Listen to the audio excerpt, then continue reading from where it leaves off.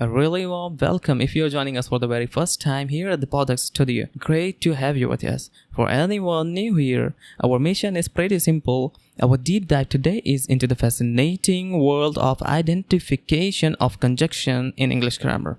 Get ready to unlock the secrets of everyday language. Conjunction. The conjunction is the joining word. It will join. You know joints, that's where we have the bones and there is joints. Yeah, that joining word. That connects words, phrases, clauses, sentences. Okay?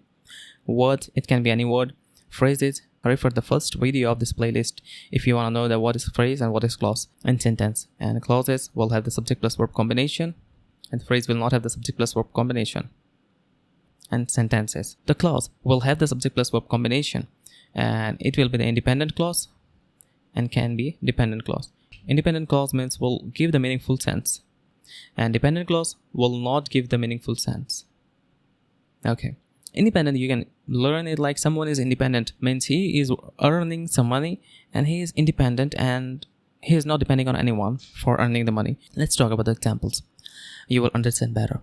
So the first example, Liam and James will complete the work. Here the conjunction is and because it's joining two words. Liam is a word here, James is a word here. And it's joining by and. That's what Liam and James is a word and is a conjunction here. Okay, let's move with the second example. I will meet you at office or at home. Here, or is the conjunction. Why? Because it is joining the two phrases, at office and at home.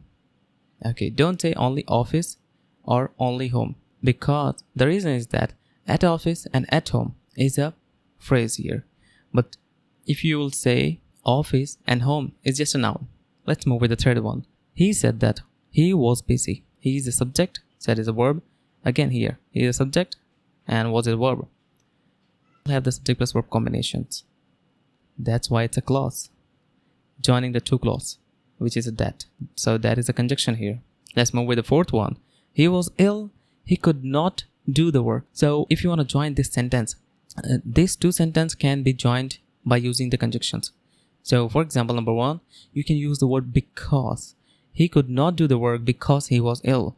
You can use as a conjunction. As he was ill, he could not do the work. The third category is that you can use so. He was ill, so he could not do the work.